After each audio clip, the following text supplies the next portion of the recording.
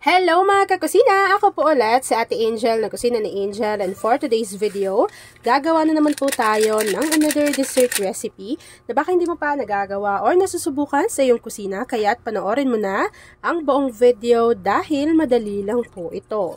So una, naglagay muna tayo dyan ng 24 grams or isang sachet nitong may no magic na unflavored jelly powder. After po nun, kakailanganin natin ng Marie Evaporada. So, ako po, 3 lata yung ilalagay ko dyan na Evaporada.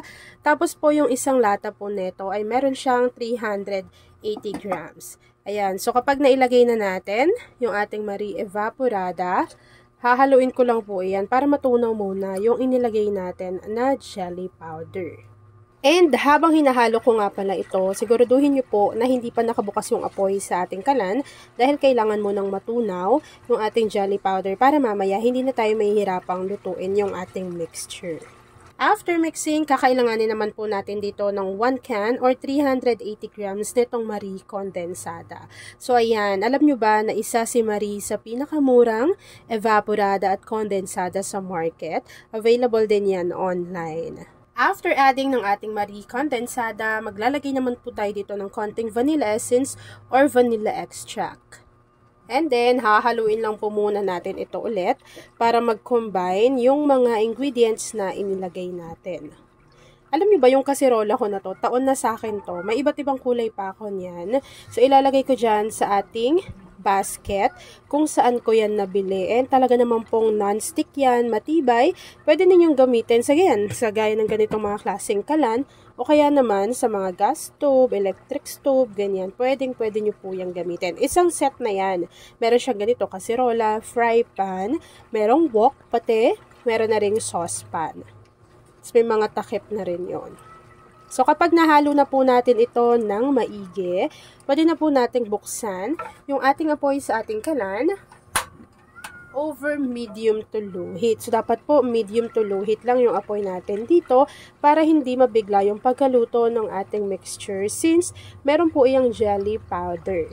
So, habang hinahalo ko to mga kakusina at hinihintay po natin na medyo kumulo yung ating mixture, please don't forget to like and follow yung ating Facebook page, Kusina ni Angel. Kung meron ka ring Instagram, paki-follow na rin ako doon, Kusina ni Angel. At kung gusto mong matuto pa ng iba pang mga recipes o kaya naman gusto mong mag-share ng mga niluluto mo everyday, pwede kang sumali sa ating Facebook group.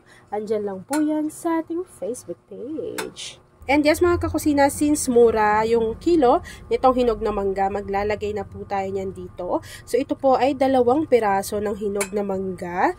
At ayan na nga mga kakusina, kapag kumulo na po yung ating mixture, pwede na po nating i-off yung apoy sa ating kalan at ready na tayo sa pag-assemble ng ating dessert recipe. So, para sa lagayan ng ating dessert recipe, gagamit po ako ng ganitong microwavable tub na merong tig 750 ml. Una, maglalagay muna tayo ng tig-konting mixture na niluto natin dito sa ating microwavable tub. Bago, maglalagay po tayo dito ng tig-2 piraso nitong ating graham crackers. So, i-assemble nyo na lang ng maayos dyan sa ating mga microwavable tub. After nun, kakailanganin nating maglagay dyan ng niluto natin na mango cream mixture. So, 1 cup yung inilagay ko. Ganun din yung gagawin ninyo sa iba pa. Ikaw din baka kusina, isa ka din sa mango lover, say hi Angel sa ating comment box section. Kapag nalagyan nyo na yan ng tigo 1 cup na ating mixture, pwede na tayong maglagay dito again ng tig 2 piraso ng graham crackers. Maglalagay lang ulit tayo ng tigwa 1 cup na mixture. Graham crackers, nasa inyo naman kung ilang layer yung gagawin ninyo. So, in total, nakagawa po tayo ng 3 tab na merong tig 750 ml. So, kapag na-transfer na natin yan dyan, hihintayin na lang po natin itong lumamig, mag-set at mag-firm. And then, after po nun, ipapakita ko na sa inyo kung ano yung natapos nating easy dessert recipe. At ayun na nga mga kakusina, once na nag-set na or nag-firm na yung ating recipe, this time, pwede na po natin tong i-enjoy.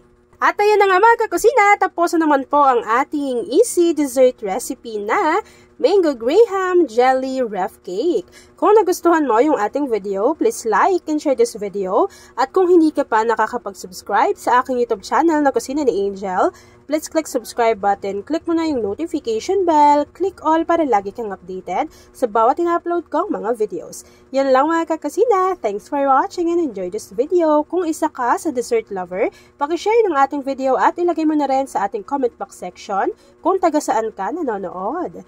Yun lang mga kakasina. Thanks for watching and enjoy this video.